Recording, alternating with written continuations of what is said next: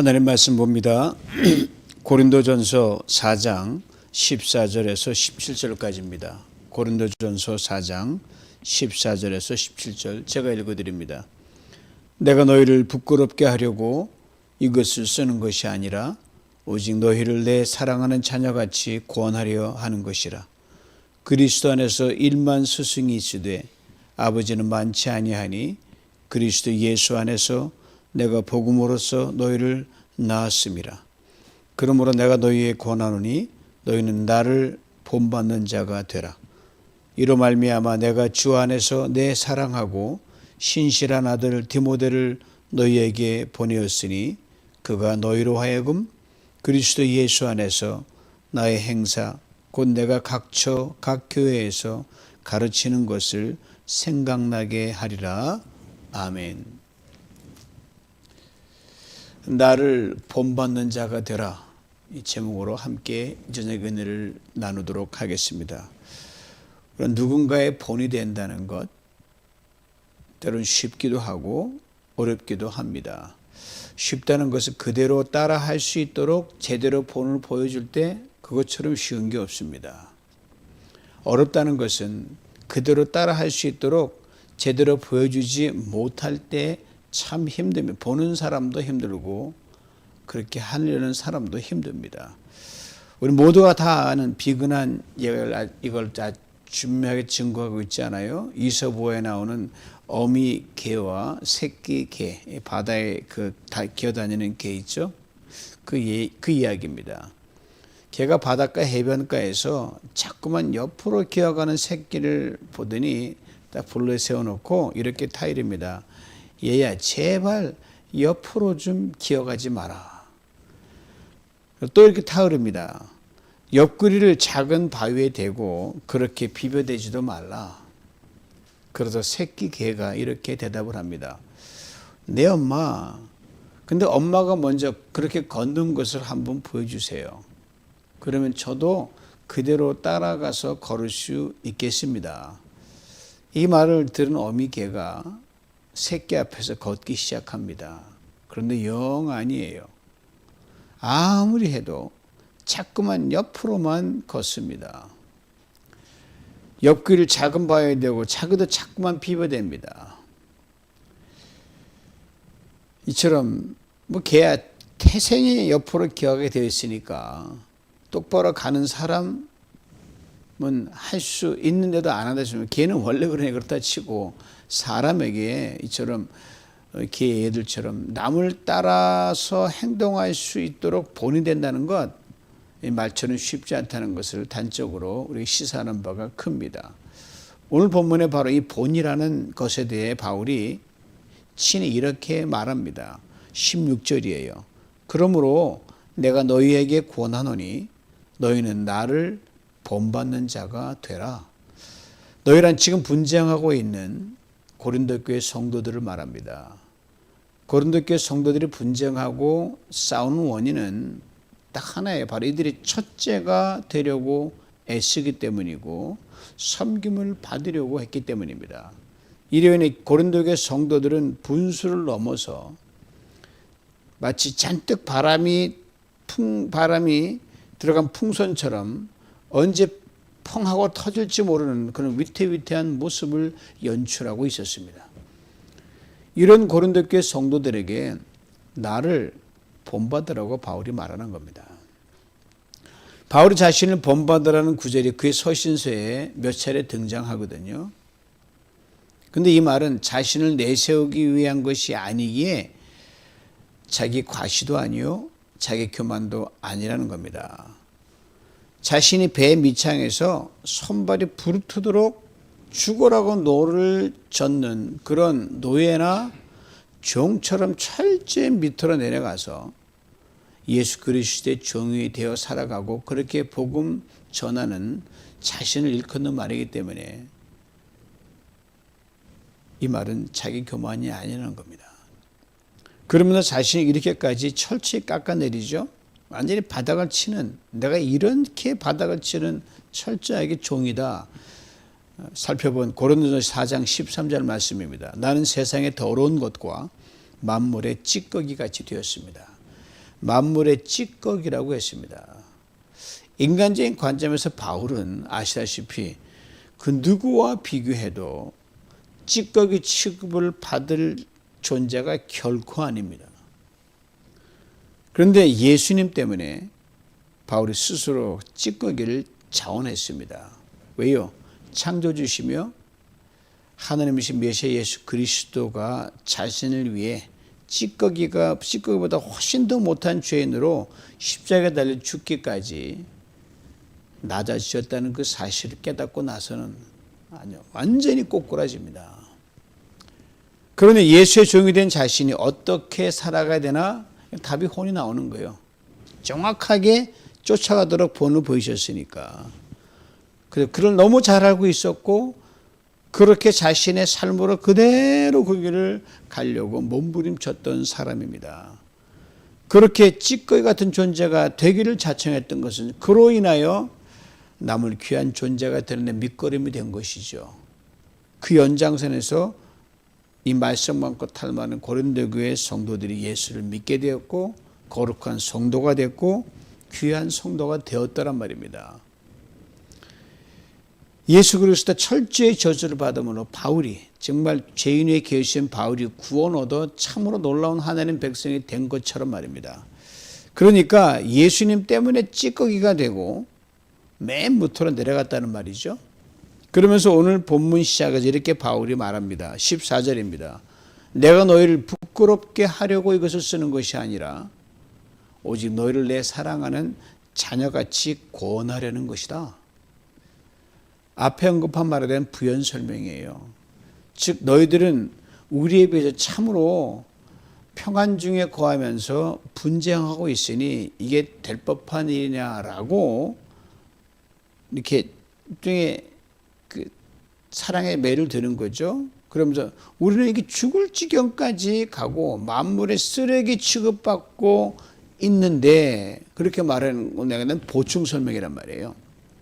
그러니까 바울의 말을 그대로 받아들여서 그렇지 복음 위에 그렇게 고생하는 바울을 봐서라도 우리가 이렇게 분쟁하면 안 되지 라고 깨달으면 아무 바울이 보충 설명할 필요가 없어요. 이 정도 분쟁 일으킬 정도면 말을 곱게 받아들일 리가 없거든요. 삐딱하게 받아들이는 사람이 있단 말이에요. 그래서 애시당초 쐐기를 박는 거예요.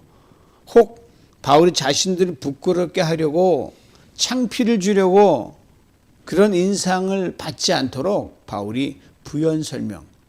에이 바울 너가 뭐 잘났다고 이렇게 하느냐. 그래서 그 대보다 치지 못하도록 보충 설명하고 있는 거예요. 점입 가격으로 치닫는 고린도 교회 분쟁에 대해 바울로서는 따끔한 채찍을 가하는 건 지극히 당연한 거예요. 자기가 세웠고 그렇게 열심히 섬겼던 그 성도들이 엉뚱한 데로 간 누가 그거 달갑게 여기겠어요. 야단을 쳐서라도 되돌리는 게 당연히 인지상정이고 마땅하죠.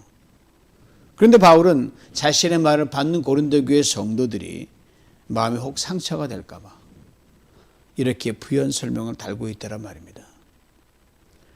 바울이 편지를 쓰면서 이 대목을 볼 때 참으로 많이 기도하면서 썼다는 것을 충분히 짐작케 합니다. 그 말 하나하나, 구절 하나하나 이 말을 쓰면은 또 어떻게 될까? 뭐 지금으로 말하면 컴퓨터로 쓰고 지우고 하면 되겠지만 뭐 종이가 넉넉하면 하면 되겠지. 그 당시에 한 번밖에 없기 때문에 뭐 쓰고 잘못 지면 얼마나 해서 쓰다가 쓸까 말까 생각하다 아니지라고 다시 펜을 놓고 수업 생각하며 하나님 적당한 말을 주시옵소서 그렇게 기도하고 이 속에 이 고린도전서란 서신 마찬가지지만 이 속에 담긴 바울의 기도는 엄청나게 짙은 향기를 풍기고 있습니다. 그리고 자신이 복음을 위해 받는 그 엄청난 고난과 핍박이 고린도 교회 성도들에게 부지불식간에 자랑과 교만으로 비치는 것을 바울은 결코 원치 않았다는 것을 또한 엿볼 수 있습니다. 마땅한 말을 하면서도 바울은 이 고린도 교회 성도들의 생각까지 읽으면서 배려하면서 글을 씁니다. 그렇습니다. 바울의 배려를 통해 우리가 상대적으로 조금 나은 신앙적 경험 있죠. 상대적으로 나은 게 또 그런 삶을 살아갈 때 그렇지 못한 사람이 또 있단 말입니다. 그런 사람을 깎아내린다든지 무시한다든지 평가절하 하면서 쉽게 정죄하고 판단하는 잘못을 보면서는 안 된다는 것을 바울은 우리에게 가르쳐 주고 있습니다. 바울이 그런 실수 많이 했거든요. 그러게 바울이 사용한 부끄럽게 한다는 그 단어에 아주 깊은 뜻이 있어요. 이중적인 뜻이 있는데 그 하나가 뭐냐면 깊은 배려와 존중이라는 의미가 그 안에 담겨 있습니다. 그리고 이어지는 바울의 말은 논리적으로도 아주 완벽하게 연결이 됩니다. 오직 너희를 내 사랑하는 자녀같이 권하려는 것이다. 무슨 말이에요? 내가 이렇게 쓰는 것은 부끄러움을 느끼게 한다든지 창피를 주는 게 아니다. 너희를 존중하고 배려하는 마음을 가득 담아서 어떻게 하면 상처 안 주고 어떻게 하면 옳은 길로 갈까를 담고 나의 사랑의 권면이 잔뜩 담겨 있는 이 글이다 이 말이에요. 그냥 사랑도 아니라는 거예요. 부모가 자녀를 사랑하는 그런 사랑이다라고 바울이 말합니다.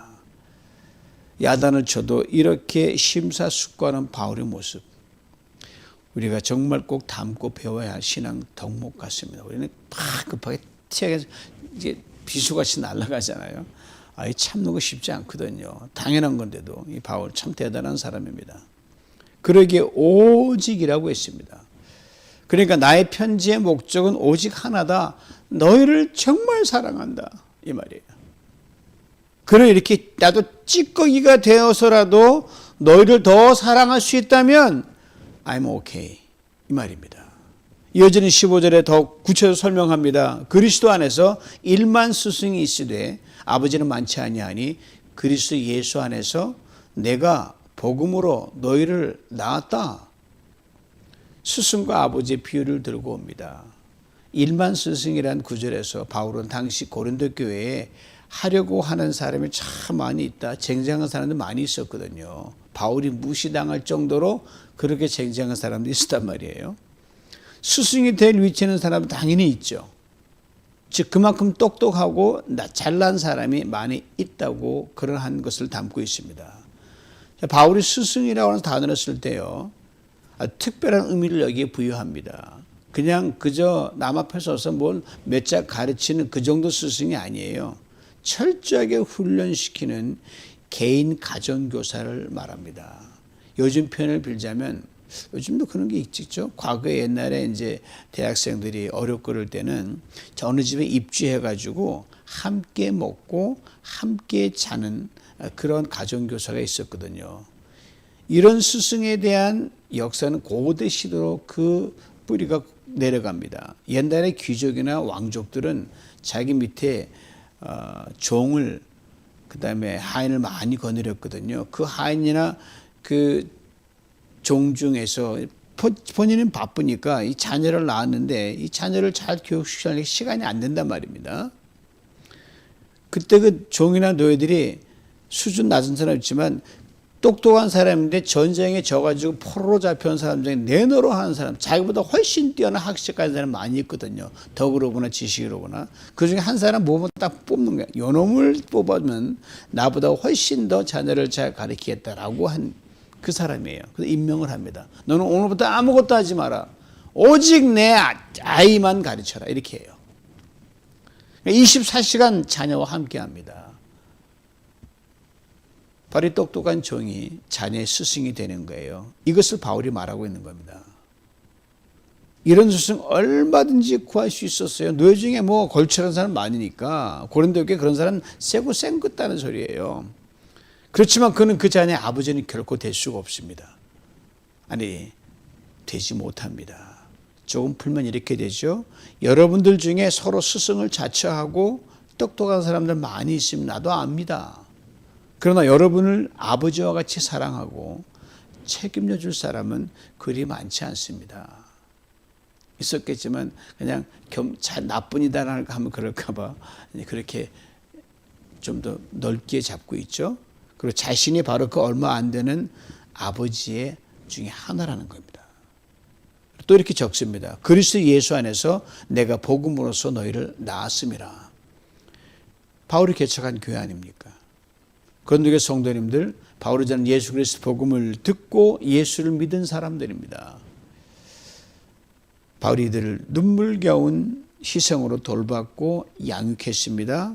어머니가 자식을 낳고 돌보고 양육하듯이 말입니다. 그러니 고린도교회 성도들은 바울에게는 친자식과 진배 없습니다. 영적으로는.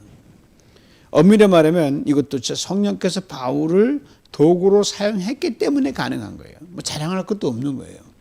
그러니까 바울은 복음의 도구가 되어 열심히 주를 위해 수고했을 뿐입니다. 이것을 바울은 나 따르는 자녀와 부모와의 관계 속에서 가장 이보다 가까울 관계가 어디 있냐 그렇게 설명하는 겁니다. 맞습니다. 정말 우리를 낳은 것은 하나님이죠. 우리를 창조하셨으니까. 예수 그리스도뿐입니다. 다만 생명적 관계를 놓고 볼 때 거기에 부름받아 수고를 한 것이기에 숟가락 얹듯이 낳은 일에 동참했기 때문에 내가 너희를 낳았다. 바울 이렇게 당당하게 얘기를 합니다.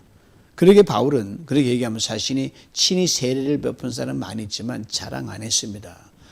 특별한 어떤 케이스를 이용해서 몇 사람의 이름만 언급했을 뿐입니다. 이 대목에서 저는 잠시 저를 한번 돌아봤어요. 두 가지 좀 돌아봤어요. 뭐 제가 바울보다 훨씬 범접할 수 없으니까 오늘 담임 목사라서 제게 맡겨주신 성도님들을 바울처럼 아버지같이 그렇게 사랑하고 있는가? 다음은 성도님들을 돌보고 양육하는데 정말 애 낳는 수고를 다하듯이 그렇게 하고 있는가? 바울이 그것에 대해서는 결코 명함도 못 내밀지요. 그렇지만 그저 그를 닮기를 더욱 힘쓰겠습니다 라고 주님께 도움을 구할 수밖에 없었습니다. 그러기 이어지는 바울의 말에 저절로 고개가 숙여집니다. 16절 말씀이에요. 그러므로 내가 너에게 권하노니 너희는 나를 본받는 자가 되라. 앞서 언급한 본이란 대목으로 다시 돌아왔습니다. 본이란 단어에 두 가지 뜻이 있어요. 모방과 흉내라는 의미가 그것입니다. 즉 별 생각 없이 단순 기계적으로 그냥 국화빵 찍어내지 탁탁탁 찍어내면 똑같은 모양은 겉으로 보면 나타나거든요. 이건 오직 이익을 챙기기 위한 의미가 강합니다.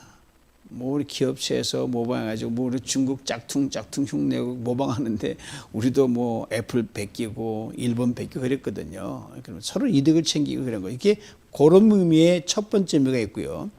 다른 하나는 어떤 이유나 조건이 없이 그대로 그 정신을 이어받아서 그대로 따르는 내가 그가 된다는 그 순종의 의미가 담겨 있습니다. 내 이득은 관계없어요. 그의 유익만을 쫓아간다는 거예요. 완전히 단어는 같은데 의미가 완전히 판약이 다릅니다. 거긴 지혜와 결단과 자발적인 희생이 따른단 말입니다. 세상에서는 모방은 창조의 어머니라고 합니다. 그러나 신앙생활에서는요, 본이 창조의 어머니입니다. 그래서 남이 하는 것 억지로 마지못해 생색내기 위한 모방은 결코 본이 될 수 없어요. 세상에서는 돈이라는 생명이 그렇지만 교회에서는 그것도 안 생기니까 아주 주저주저할 때가 많거든요. 교회 다 그렇지 않아요. 쫓아가면 되는데 다 똑같은 헌신이 아니란 말입니다. 그러나 남이 하는 것을 내 것으로 소화시키고 깊이 생각하고 자원해서 오리를 가자면 십리를 가고 그 주도적인 희생으로 따르는 본은 우리를 성숙해 하고 성장하게 만듭니다. 그리스도의 장성한 분량을 끊임없이 다듬어 가지고 커가게 만듭니다. 어휘적 표현으로는 똑같아요. 요만큼 차이도 없어요. 그러나 모방과 흉내내는 차원에서의 본과 진정한 본은 하늘과 땅 차이입니다. 여기서 성도의 교회 생활의 차이가 극명하게 나누어지는 겁니다. 전자는 조금만 힘들고 한계에 부딪히면 영락없이 육체에 속한 모습이 튀어나옵니다. 구원받은 백성의 훈련이 안 됐기 때문에 그냥 막 튀어나오는 거예요. 불평과 원망과 짜증과 막 튀어나오는 거죠. 반면에 후자는 힘들고 어렵고 한계 상황에 부딪힐 때마다 영락 성령에 속한 모습이 튀어나온 겁니다.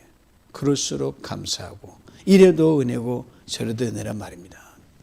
그러게 주님이 이 땅에 계실 때 이런 말씀하셨잖아요. 마태복음 11장 28절 29절 들어보세요. 다 아는 말씀입니다. 수고하고 무거운 짐진 자들아 다 내게로 오라. 내가 너희를 쉬게 하리라. 나는 마음이 온유하고 겸손하니 나의 멍에를 메고 내게 배우라. 그리하면 너희 마음이 쉼을 얻으리라. 이는 내 멍에는 쉽고 내 짐은 가벼움이라. 멍에 모범과 흉내를 내는 차원에서 지면 이건 엄청난 짐이에요. 아유 괜히 졌다 그렇게 툴툴 나올 수밖에 없어요.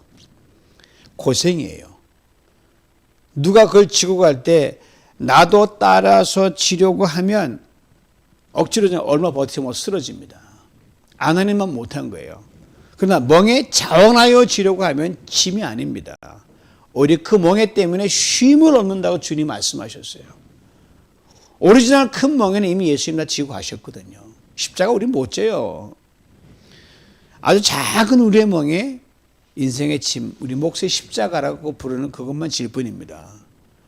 예수님이 우리 앞서서 친히 멍에를 지고 가는 본을 보이셨기에 우리 몫의 멍에를 자원하게 지고자 하면 거기에 쉼이 있고 거기에 능력이 있다는 말이죠.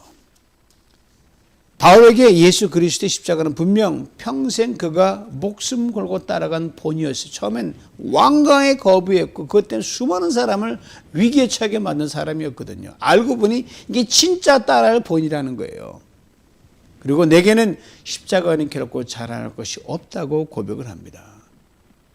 예수 그리스도 멍에를 메고 평생 예수를 온전히 따라갔기에 이렇게 고린도 교회 성도들에게 자신 있게 이렇게 적어갑니다. 너희는 나를 본받는 자가 되라. 나의 멍에를 메고 내게 배우라는 예수님의 말씀을 바울이 자기 버전으로 옮긴 거예요. 본을 받는다는 것, 본이 된다는 것, 그 사람의 정신을 그대로 이어받는 겁니다. 여기서 바울이 이렇게 말하죠. 너희 안에 이 마음을 품어라. 곧 예수 그리스도의 마음이다. 바울이 본을 받으라고 말할 때 그 본의 오리지널은 예수 그리스도시고 그리고 예수님의 마음입니다. 그러니까 바울을 보면 예수를 보는 거예요. 그만큼 예수가 바울의 존재 목적이었습니다. 그런데 당시 한창 분쟁 중인 고린도 교회 성도들과 바울은 물리적으로 많이 떨어져 있었어요. 바울을 볼 수가 없습니다.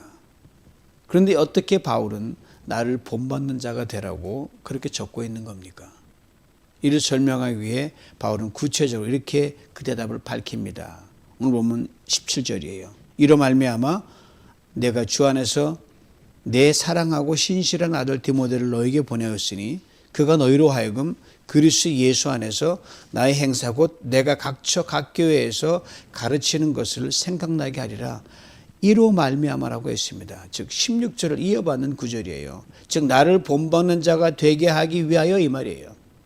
그렇습니다. 바울은 나를 본받는 자가 되기를 고린도 교회 성도들에게 간절히 당부합니다. 그런데 자신의 몸은 하나뿐이에요. 그리고 당시 전도를 위해 에베소에 머물고 있었거든요. 그래서 마음 같은 당장이라도 가서 본을 보여줘. 도대체 왜 그러니? 아직도 제대로 못 봤니? 내가 보여줄게. 그렇게 일일이 가르쳐주고 싶은데 그래 간절한데 이 에베소에서 또 하나님이 일로 가라면 또 그걸 가야 될 형편이거든요. 그러니까 언제 고린도에 가고 싶어도 언제 갈지 몰라요. 이런 바울 속된 말은 내가 몸이 10개라도 모자라겠다. 그래서 이렇게 적고 있는 거예요. 주 안에서 내 사랑하고 신실한 아들 디모데를 여러분에게 보냅니다. 안타까운 나머지 바울은 자신을 가장 잘 대변하고 바울의 상황을 가장 정확하게 설명해 줄 수 있는 자신의 분신인 디모데를 보냅니다. 원본은 하나예요, 여러분. 언제나 원본은 하나입니다. 바로 예수 그리스도시거든요. 이 예수의 본을 받아 바울이 예수를 증거하고 보여줍니다. 디모데가 이 바울을 루스드라 성에서 바울이 2차 전도 때 만나서 그 본을 받아 평생 전도자가 되거든요. 이 디모데를 바울이 설명하는데 두 가지 수식어를 사용합니다. 먼저는 내가 사랑하는 디모데, 다음은 나의 신실한 아들 디모데라고 했습니다. 보세요. 여기서 바울이 성도 사랑, 자신과 관계를 맺은 사람에 대해 갖는 그 태도를 분명하게 볼 수 있습니다. 아버지와 아들 관계는 늘 모든 사람은 돼 있어요. 정말 기가 막힌 거예요. 이 두 개의 수식어에서 본이 되는 사람과 본을 받는 사람의 됨됨이가 무엇인지를 우리는 볼 수 있습니다. 바로 사랑이라는 거예요. 그리고 신실함이라는 거예요. 사랑이란 즉 조건 없는 아가페 사랑을 말하는 거고요. 희생이 따라야 되죠. 신실은 패시즈, 믿음과 동의어예요. 조건 없는 믿음을 의미합니다. 맞아요. 내가 누구에게 본이 되려면 사랑 없이는 불가능합니다. 믿음 없이도 불가능합니다. 누군가에게 본이 되고 누군가를 본받기 위해서 사랑과 믿음 절대적입니다. 이제 디모데가 고린도 교회에 가서 할 일을 굳혀 적고 있습니다. 그가 너희로 하여금 그리스도 예수 안에서 나의 행사 곧 내가 각처 교회에서 가르치는 것을 생각나게 하리라. 기가 막힌 말이에요. 생각나게 한다. 누구를 보면 누가 생각난다는 말이 있지요. 디모데를 보고 바울이 생각나게 될 거란 거예요. 그러니까 디모데를 보면 바울의 말이 생각날 것이다. 디모데를 보면 바울의 행동이 생각날 것이다. 디모데를 보면 바울의 가르침이 생각난다 이 말이에요. 아니 바울보다 바울을 더 잘 설명하고 더 잘 보여줄 것으로 바울은 디모데를 그렇게 믿고 고린도 교회를 보내는 거예요. 그리스도 예수 안에서 나의 행사라 그랬습니다. 바울이 예수 그리스도를 섬기면서 취한 행동 양식입니다. 예수를 전부로 알고 믿었던 바울. 그 믿음대로 예수 그리스도의 마음으로 그대로 삶으로 그 믿음을 보여주었습니다. 바울을 통해 예수를 봤습니다. 이와 같이 지금 고린도 교회에 보내는 디모데를 통해 바울을 보게 될 것입니다. 바울의 삶을 이렇게 압축할 수 있습니다. 우리 교회 올해 표랑 교회를 같이 하거든요. 말씀의 능력으로 승리하리라. 말씀으로 나라 살아나게 하옵소서. 바울의 말씀의 그 원단이신 예수 그리스도를 본받아 말씀대로 살아갔던 사람이 바울입니다. 그런 바울은 자신의 삶으로 예수를 말하고 보여줬습니다. 디모데가 이 바울을 생각나게 할 것이라는 거예요. 그리고 고린도 교회 분쟁이 잠잠해질 것을 기대했어요. 다른 말로 이거 한 말이 이렇게 되죠. 디모데가 고린도 교회에 가서 성도들에게 바울이 고린도 교회에서 보여주었던 말, 삶, 가르침을 다시 리플레이 한다는 거예요. 비디오를 틀어주듯이. 그것을 보고 그렇지 맞아. 아이고 깜빡했네. 그 정도면 양반이지만 아이고 잘못했다. 그리고 예수께서 집중하고 바울 교회에 집중하게 된다는 말이죠. 그리고 고린도 교회를 떠나서 전도지를 다니고 교회마다 다니면서 바울이 말대로 가르치고 예수를 보였던 그것을 다시 또 리플레이 해준다는 거예요. 다시 압축하면 바울이 디모데를 고린도 교회를 보내면서 두 개의 영상 파일을 들려보낸 거예요. 하나는 고린도 교회에서 경험했던 시절의 과거의 비디오 영상. 다른 하나는 그 이후부터 이뤄졌던 그들이 못 봤던 전도지와 다른 지역에서 보여줬던 그 영상. 이 두 개의 영상을 들려보낸 거예요. 이런 점에서 그리스도인에게 인생을 이렇게 정의할 수 있습니다. 추억에 사는 것이 인생이다. 그냥 추억이 아니라 믿음의 추억입니다. 헌신의 추억입니다. 사랑의 추억입니다. 예수 그리스도 안에서 함께했던 교제의 추억입니다. 그러게 믿음이란 또 이렇게 정의할 수 있습니다. 믿음이란 좋은 신앙의 추억을 남기는 것, 좋은 본을 보이고 남기는 것, 그리고 쉼없이 그 본을 이어가는 것. 그러므로 이렇게 각자에게 진지하게 물어보아야 됩니다. 나는 믿음의 좋은 추억을 삶에서 남겼는가? 과거를 보면서 주님 사랑, 교회 사랑, 제 사랑, 그를 위해 내가 드렸던 투자한 시간과 무지와 성경은 어느 정도인가? 또 하나는 나는 믿음의 좋은 추억을 지금 삶에서 남겨 있는가? 오늘을 살면서 묻는 현재 진행 질문이죠. 내가 주님이 기뻐하신 일을 위해서 무엇을 내가 고민하고 뭘 생각하고 거기에 뭘 집중하는가? 뭘 지금 내가 투자하는 건가?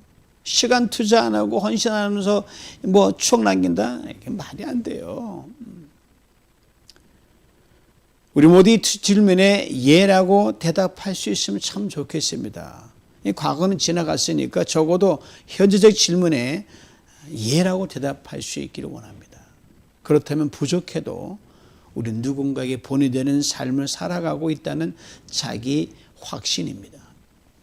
이 자기 확신이 정직하면 정직할수록, 겸손하면 겸손할수록 우리의 삶은 진정 행복이요, 기쁨이요, 감사입니다. 그리고 언젠가는 우리 또한 바울처럼 이렇게 당당하게 말할 수 있는 그날이 혹시 오지 않겠어요? 나를 본받는 자가 되십시오. 이런 우리를 보고 교회 안에서는 물론 교회 밖 세상 속에서 사람들이 분명히 이렇게 인정해 줄 것입니다. 당신 정말 그리스도인 맞습니다. 당신 정말 권사답습니다. 목사답습니다. 집사답습니다. 디비전교회 성도답습니다. 이 은혜와 인정을 다 받아 누리면서 모든 이들 아버지의 심정으로 사랑을 더욱 뜨겁게 사랑하고 섬기 우리 모두가 될 수 있기를 주님의 이름으로 축원합니다. 거기에 하나님께서 넉넉히 감당할 힘을 확실하게 부어 주실 줄 믿습니다. 기도합니다. 하나님 아버지 감사합니다. 여기까지 살아오면서 내가 예수 그리스도를 닮은 성도로서, 믿는 성도로서, 고백하는 성도로서 삶에서 그 믿음의 좋은 추억을 남겼는지, 아니 지금 남기고 사는지 다시금 진지하게 바울의 말을 통해 돌아봅니다.